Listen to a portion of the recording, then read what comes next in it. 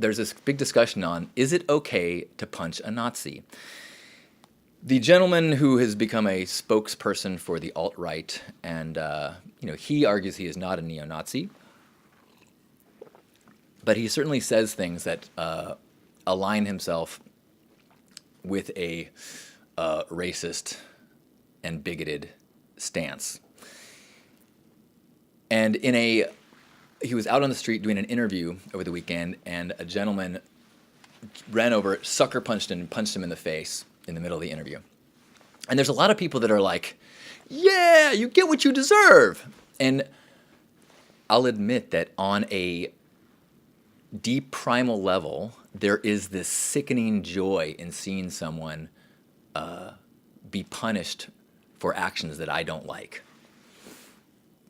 And there is a feeling like, look, that's the law of nature. You poke a bear enough, the bear is going to attack you back. And this guy's been poking bears.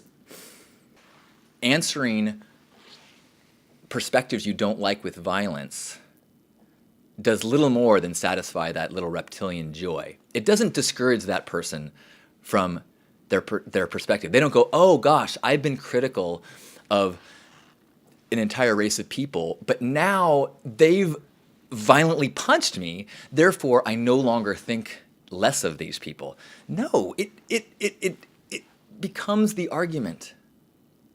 And that's the same thing with like violent protests as well. You burn things down, you give the other side all the evidence it needs to continue and to strengthen their treatment and their judgment. And so I urge myself and others to really question how much you want to let yourself enjoy violence being the answer in situations like this.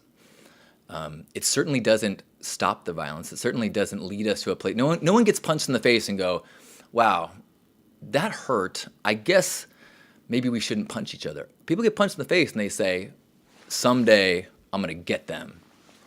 That is the escalation of violence. That is why people like Martin Luther King Jr. and Gandhi talked about nonviolence. Again, let me pick that back and say they didn't just say that. It was much more complicated than that, and I'm not saying that you should turn the other cheek and let yourself be punched and not do anything about it, but I am saying that the reason why nonviolence is powerful is because in a demonstration of a violent oppressor and a peaceful protester, when you see that in context, the violence and the absurdity and the injustice becomes so clear that from the outside, you sway a public and a people to the defense of the oppressor.